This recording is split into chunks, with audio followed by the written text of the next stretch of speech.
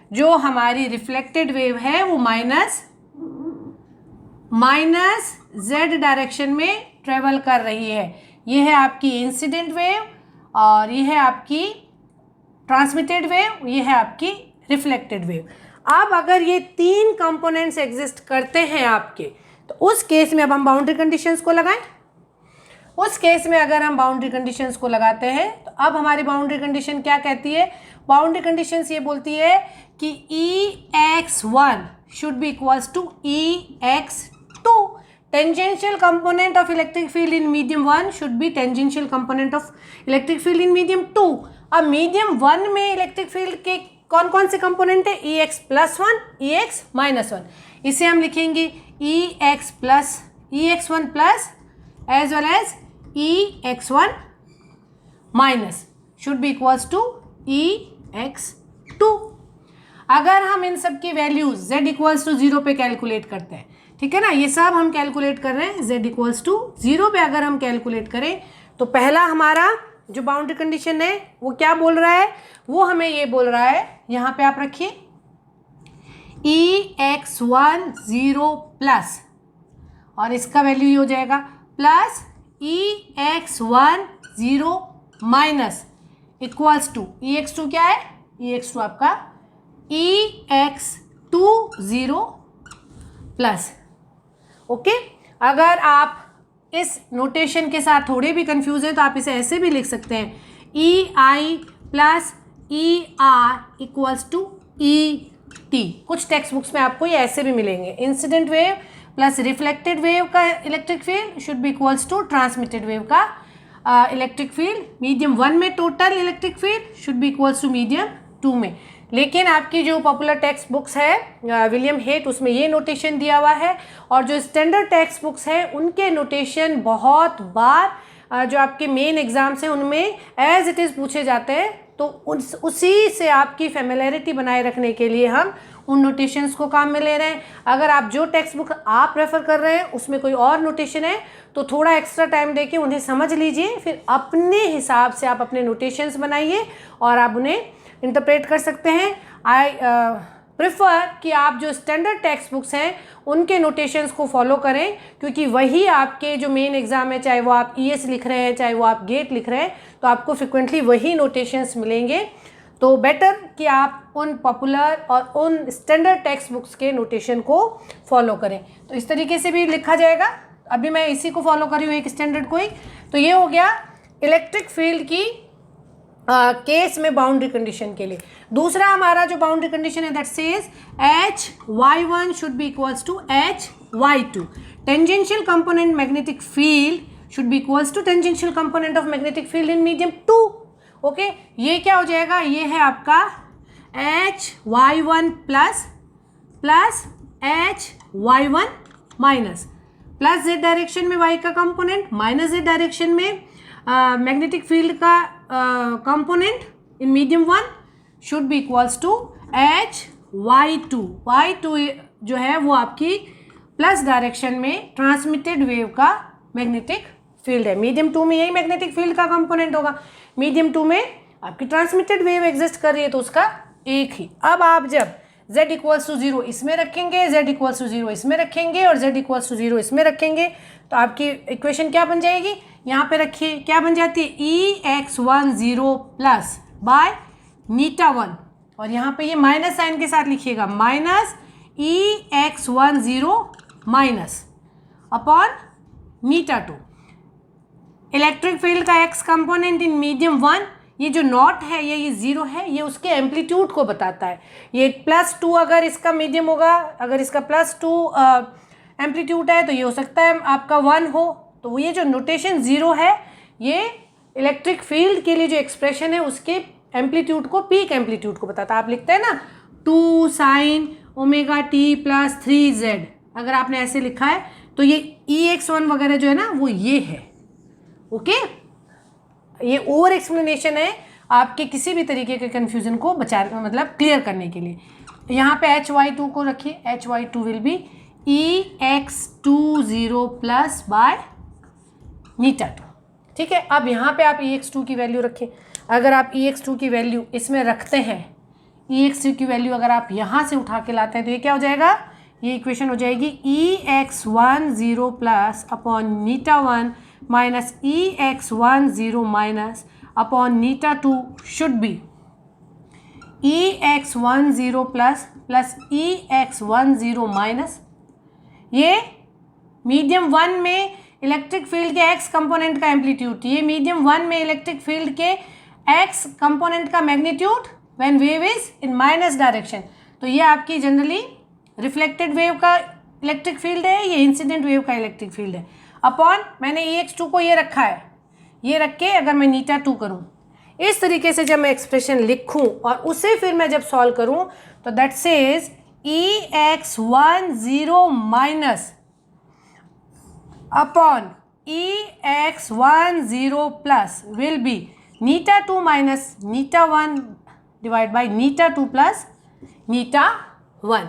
Okay, यहाँ पे ये जो आपने एक्सप्रेशन निकाला है ये क्या है, ये एक्सप्रेशन है reflected wave divide by incident wave का इलेक्ट्रिक फील्ड। ये रिफ्लेक्टेड वेव का इलेक्ट्रिक फील्ड है, ये इंसिडेंट वेव का इलेक्ट्रिक फील्ड है, will be equals to η2 minus η1 upon η2 plus η1, and this ratio is defined as reflection coefficient, और कुछ text books में इसे K से भी बताया गया है। क्या वैल्यू हो जाएगी, इसे बोलते हैं हम रिफ्लेक्शन कोफिशिएंट।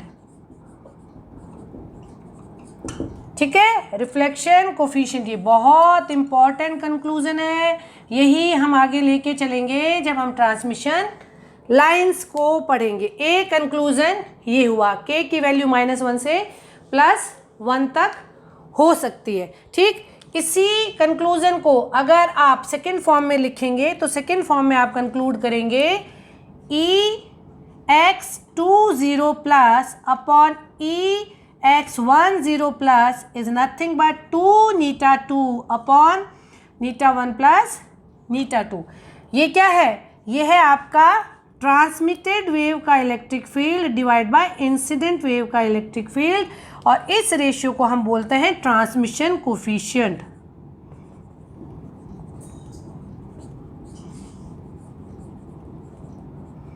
ओके, ये जो दो कंक्लूजन हमने आज ड्रॉ किए हैं they are very very important.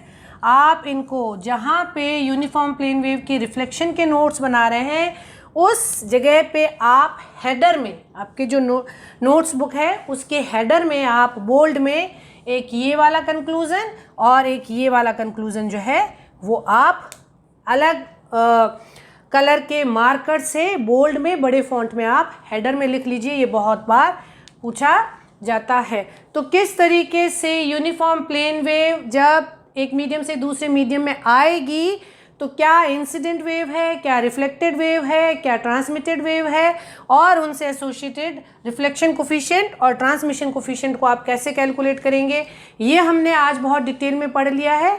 इसी पे बेस्ड अपने डिस्कशन को हम अपने नेक्स्ट वीडियो में कंटिन्यू करेंगे। Keep learning, keep watching. Thank you.